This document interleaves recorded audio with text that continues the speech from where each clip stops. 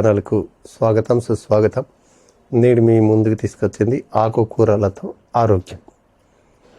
ఆకుకూరలు మనం తీసుకునే దానివల్ల ఆరోగ్యంగా ఉంటాయి. దీంట్లో పోషక విలువలు ఎక్కువ ఉంటాయి. ఆకుకూరల్లో ఆరోగ్యానికి ఆకుకూరలు రోజు తినిన వాటిలో కూరగాయల కంటే రెట్టింపు పోషక విలువలు మాంసకృతులు ఉన్నాయి.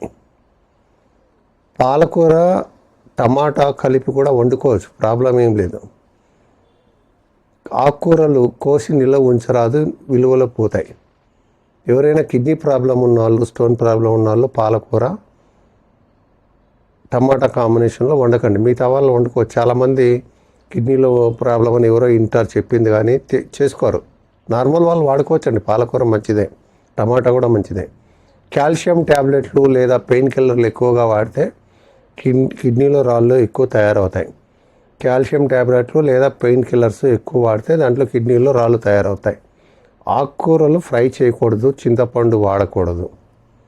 తోటకూర పెరుగు కలిపి నూనె లేకుండా వండుకోవచ్చు. తోటకూరలో పెరుగు కలిపేసుకొని నూనె లేకుండా వండుకోవచ్చు. గోంగూర పాలు కలిపి నూనె లేకుండా వండుకోవచ్చు. గోంగూర పాలు కలిపి నూనె లేకుండా వండుకోవచ్చు, రుచిగా ఉంటాయి. పప్పులను కూరగాయలతో లేక ఆకుకూరలతో కలిసి వండుకోవాలి. పప్పులను ఏదైనా ఆకుకూర, మన పాలకూర పప్పు అని వేస్తారు, తోటకూర పప్పు అంటారు, ఇలా గంగబయల కూర అని చెప్పేసి పప్పు వేస్తుంటారు, మునగాకు పప్పు అని. ఇట్లా ఆకులతో పప్పులు వేసుకొని కాంబినేషన్లో వాడితే ఆరోగ్యానికి చాలా మంచిది. ఆకుకూరల్లో మాంసకృతులు ఎక్కువ ఉంటాయి కాబట్టి మధ్యాహ్నం తినాలి. సాయంత్రం తింటే గ్యాస్ ట్రబుల్ వస్తుంది. ఇది గుర్తుపెట్టుకోండి. మధ్యాహ్నం లంచ్లోకి వండుకొని నైట్ పూట వాడకండి. ఆకుకూరల్లో మాంసకృతులు ఎక్కువ ఉంటాయి కాబట్టి మధ్యాహ్నం తినాలి. సాయంత్రం తింటే గ్యాస్ ట్రబుల్ వస్తుంది. ఆకుకూరలన్నిటిలోనూ ఏ విటమిన్ పుష్కలంగా ఉంటుంది. ఆకుకూరలన్నిటిలోనూ కూడా ఏ విటమిన్ అనేది పుష్కలంగా ఉంటుంది. మునగాకు రోజు వంటల్లో వాడుకోవచ్చు. ఇది అయితే కనుక సంజీవిని మొక్క అనుకోలేక. ఆకుకూరల ద్వారా ఆడవారికి జుట్టు బాగా వస్తుంది, హెయిర్ కూడా బాగా పెరుగుతుంది, బాలింతలకు బాగా పాలు పడతాయి.